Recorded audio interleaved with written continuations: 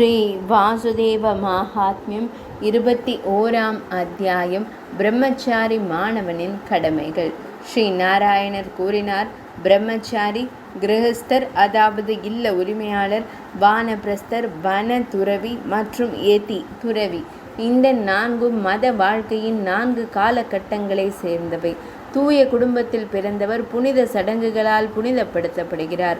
மேலும் இருபிறவி எடுத்தவர் என்ற நிலையை அடைந்தவர் பிரம்மச்சாரி என்று அழைக்கப்படுகிறார். நான் தொடக்கத்திலிருந்தே அவரது கடமைகளை விவரிக்கிறேன். ஒரு ஆசானின் இல்லத்தில் வசிக்கும் ஒரு மத மாணவன் வேதங்களை கற்க வேண்டும். அவர் தூய்மையாக இருக்க வேண்டும், தனது புலன்களை அடக்க வேண்டும், தனது கோபத்தை கட்டுப்படுத்த வேண்டும், ஒழுக்கமாக இருக்க வேண்டும் மற்றும் உண்மையை பேசுபவராக இருக்க வேண்டும். அவர் காலையிலும் மாலையிலும் நெருப்பு வழிபாட்டை செய்ய வேண்டும்.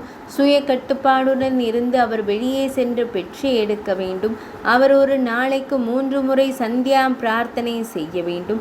மேலும் தினமும் ஸ்ரீ மகாவிஷ்ணுவை வணங்க வேண்டும். அமைதியாகவும் ஒன்றாகவும் இருந்து அவர் குருவின் அனுமதியுடன் குறைந்த அளவு உணவை உட்கொள்ள வேண்டும். அவர் எப்போதும் குருவின் சேவைக்கு மட்டுமே அர்ப்பணிப்புடன் இருக்க வேண்டும். மேலும் தீய பழக்கங்களிலிருந்து விடுபட வேண்டும். அவர் நீராடும் போதும், உணவருந்தும் போதும், நெருப்பு வழிபாடு செய்யும் போதும், முணுமுணுக்கும் போதும் அமைதியாக இருக்க வேண்டும்.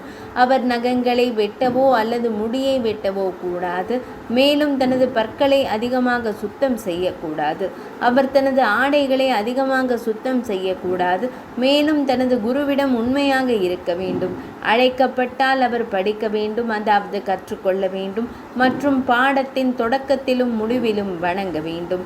அவர் தீண்டத்தகாதவர்களை தொடக்கூடாது அல்லது வாய்மொழி பரிமாற்றத்திற்கு தகுதியற்ற நபர்களுடன் பேசலாகாது. அவர் தடை செய்யப்பட்ட உணவுப் பொருட்களை உட்கொள்ளக்கூடாது. தடை செய்யப்பட்ட பானங்களை ஒருபோதும் அருந்தக்கூடாது. அவர் இடுப்பு பட்டை, மான் தோல், ஒரு தடி, ஒரு கமண்டலம், அதாவது வாமனமூர்த்தி திருக்கரத்தில் வைத்திருப்பது, 2 வெள்ளை துணிகள், புனித நூல் மற்றும் மணிகளால் ஆன ஜபமாலை, மந்திரங்களை ஜபிக்க அவற்றை அவர் வைத்திருக்க வேண்டும். அவர் கரங்களில் தர்பை புல் வைத்திருக்க வேண்டும் மற்றும் அலங்காரங்கள் ஏதும் இல்லாமல் மெட்டி முடியை கொண்டிருக்க வேண்டும்.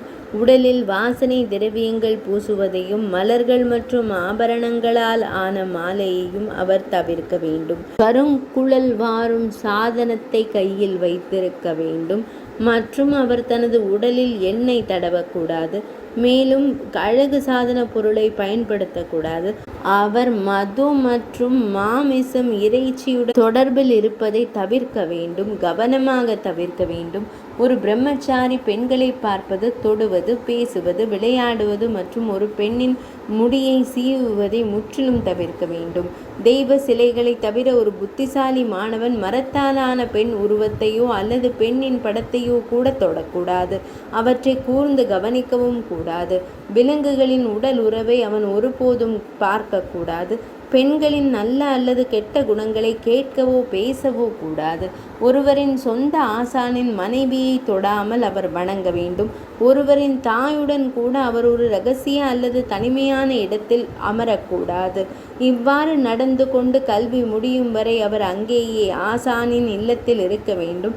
பின்னர் உலக பற்றிலிருந்து விடுபட்டால் பிரம்மச்சாரி மாணவன் ஒரு துறவியாக, சந்நியாசி அல்லது நைஷ்டிகனாக இருக்க வேண்டும்.